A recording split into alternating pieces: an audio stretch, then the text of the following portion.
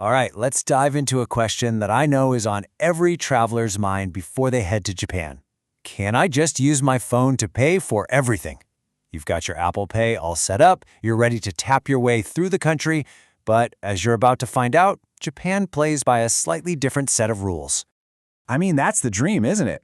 Just breezing through a train station in Shinjuku, grabbing a coffee in Kyoto, buying a souvenir in Osaka, all with a quick tap of your iPhone. No fumbling for yen, no trying to figure out coins. It's kind of what we expect from modern travel now. But you probably guessed it. In Japan, it's not quite that straightforward. The technology is absolutely there. In fact, in many ways, it's way more advanced than what most of us are used to. It just works in a very specific, very Japanese way. Okay, so let's just get right to the point. The short answer is yes, you can absolutely use Apple Pay. But, and this is the most important part, it's probably not going to work with that Visa or MasterCard you already have set up in your Apple Wallet. The real key is something else entirely. So, to understand why, we've got to talk about the secret sauce powering Japan's whole contactless world.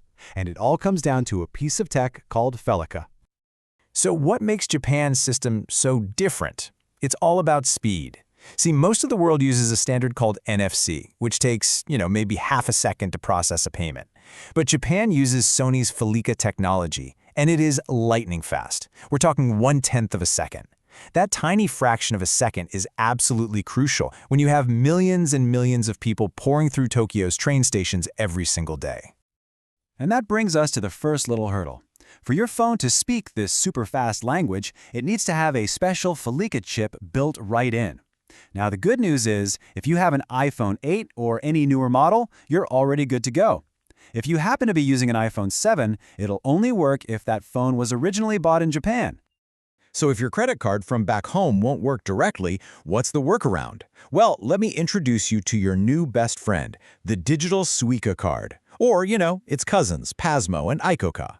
These are Japan's famous rechargeable transit cards, and adding one of these to your Apple Wallet is the real secret to unlocking cashless travel there. And the best part? Getting one is incredibly easy. Seriously, you just open your wallet app on your iPhone, tap that little plus sign, select Transit Card, and then choose Suica or PASMO. Then, and here's the magic, you load money onto this new digital Japanese card using your regular credit card from home. It's such a simple, brilliant workaround.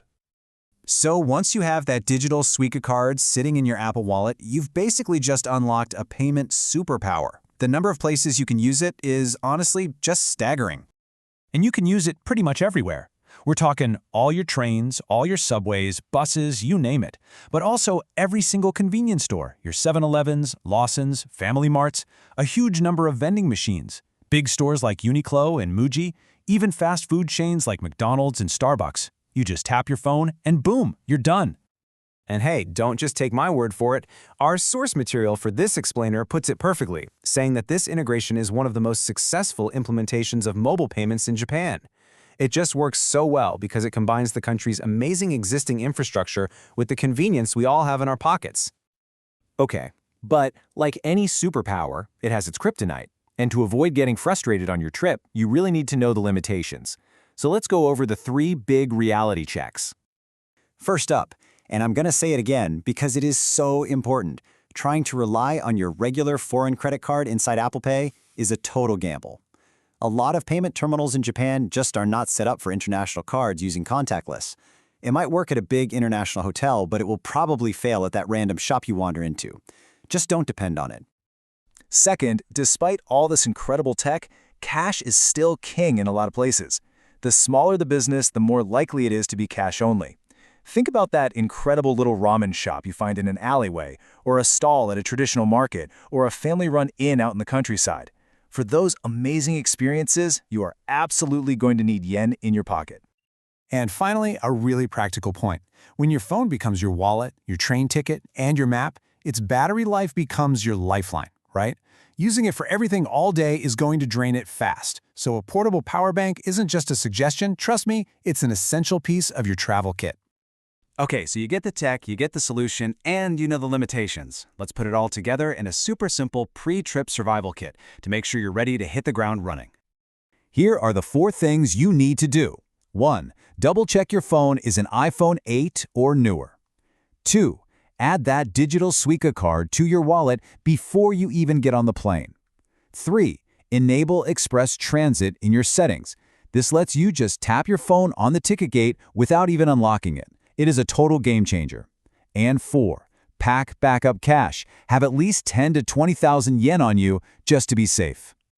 Look, using a digital Suica in your Apple Wallet can totally transform your trip to Japan, making it so much smoother. The smart traveler is the one who embraces both the new tech and the old traditions. So the real question is, you're ready for the tech, but are you ready for that amazing cash-only ramen shop just around the corner?